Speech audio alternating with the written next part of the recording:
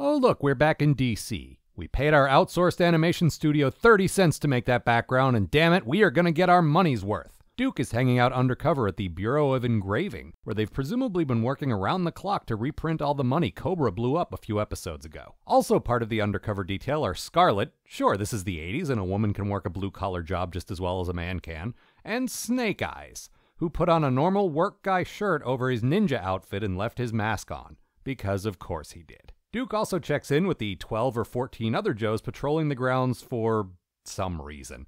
Mutt even expresses angry disappointment that Cobra has thus far had the audacity not to storm the compound. How dare they? Thankfully, they don't have to wait much longer because honestly, who would make a cartoon about a bunch of army guys wearing unconvincing disguises and engaging in restless small talk? Bearing in mind that Adult Swim won't be invented for another 15 years or so. Duke pursues Major Bludd, who appears to be leading this incursion. After shooting a handful of Cobra guys and tossing at least one off a high catwalk, he seems hesitant to enter a room marked authorized personnel only, but eventually he manages to suck it up and continue giving chase. He's a loose cannon, that Duke, but damn it, he gets results.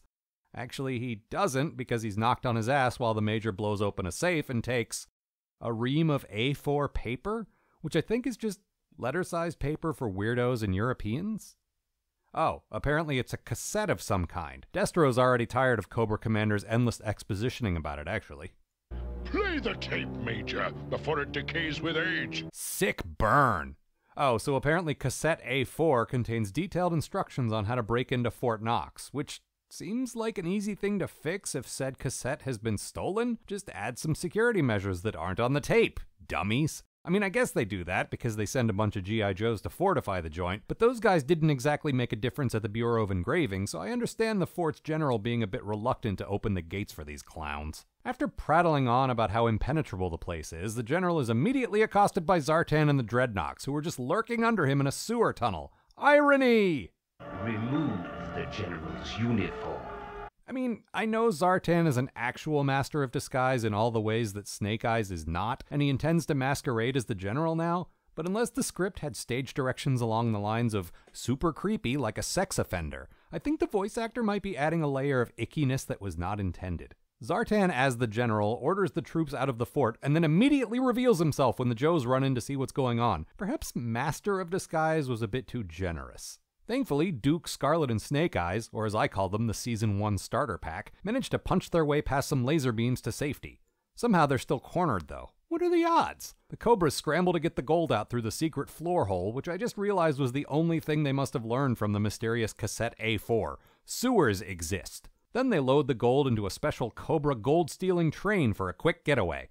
I mean, any criminal will tell you that the very best getaways happen on government-maintained infrastructure that can only take you in very specific directions. A train just makes sense. The rest of the Joes manage to get into the fort, and using Junkyard's highly sophisticated canine senses, they detect the giant hole in the otherwise empty room, which nobody even bothered to close on their way out. But then Wild Bill spots the train from the air, so there really wasn't a whole lot of point to all that, was there?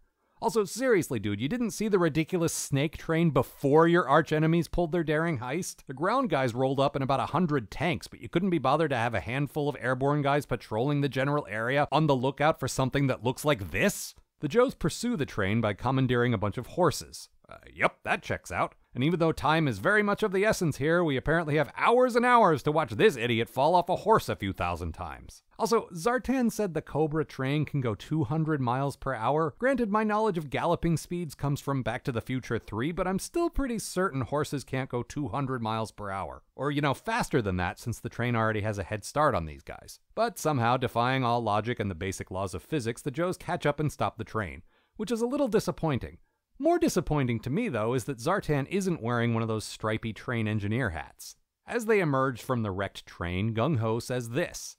Was this trip really necessary? I can assure you, as someone who was 11 years old when this episode originally aired, references to World War II era rationing are always funny, timeless. As Duke returns the gold to Fort Knox, he demands an apology from the general, who apparently wasn't humiliated enough by having his pants stolen by punk rock terrorists and left to die in a sewer.